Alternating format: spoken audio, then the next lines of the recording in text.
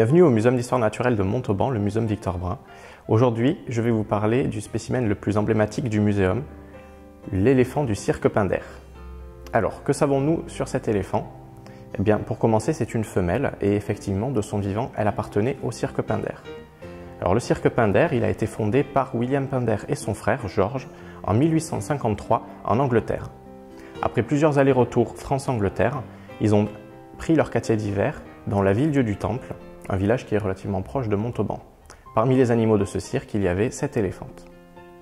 Après plusieurs années de bons et loyaux services dans ce cirque, elle est morte de maladie et William Pinder, qui savait qu'il y avait un muséum à Montauban, a décidé de faire don de sa dépouille à la ville.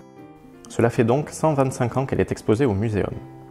En attendant sa naturalisation, sa peau est conservée dans un bain d'Alain dans le laboratoire du taxidermiste du muséum de Toulouse, M. Victor Bonhenry. La configuration des locaux de Montauban à l'époque ne permettait pas de l'accueillir. Le sol trop fragile ne serait pas capable de soutenir son poids. Il faudra donc attendre un an, le 22 novembre 1895, pour qu'elle arrive en train depuis Toulouse et qu'elle soit mise à l'abri dans le vestibule du bâtiment le temps que les travaux de consolidation soient terminés. Entre-temps, de nombreux courriers ont été échangés entre le maire, la commission du muséum et le taxidermiste, chacun défendant ses intérêts. La naturalisation coûta 2000 anciens francs, à laquelle il faudra rajouter les travaux du bâtiment et le transport, ce qui à l'époque représentait une vraie fortune. Il existe aujourd'hui 3 espèces d'éléphants, 2 espèces africaines et une espèce asiatique. L'éléphant du muséum est un éléphant d'Asie. À quoi on le reconnaît?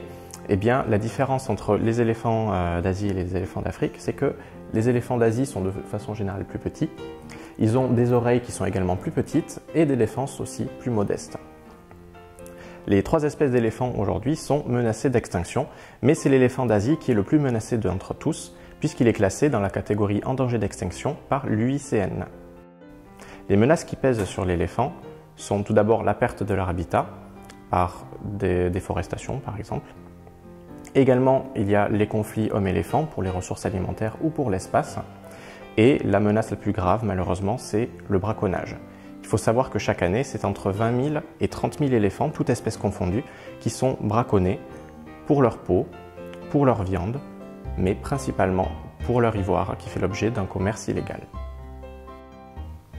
La Convention de Washington, qui réglemente le commerce sur les espèces sauvages, interdit totalement tout commerce sur l'éléphant d'Asie.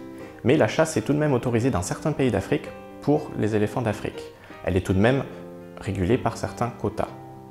Les mâles sont les plus touchés, à la fois par la chasse mais également par le braconnage, tout simplement parce que dans le premier cas, ils forment de meilleurs trophées de chasse et dans le second, ils ont les plus grandes défenses, donc il y a le plus d'ivoire.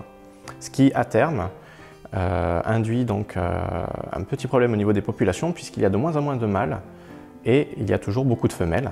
Il y a donc un problème au niveau de la reproduction. Heureusement, aujourd'hui, grâce à l'effort de nombreuses associations, mais aussi des populations locales, des autorités locales, il y a de nombreux programmes de conservation en faveur des éléphants qui œuvrent pour la lutte contre le braconnage, mais également pour aider les populations locales, celles qui sont vraiment au contact des éléphants. Ainsi, alors que la population des éléphants d'Asie continue de diminuer, celle des éléphants d'Afrique réaugmente à nouveau.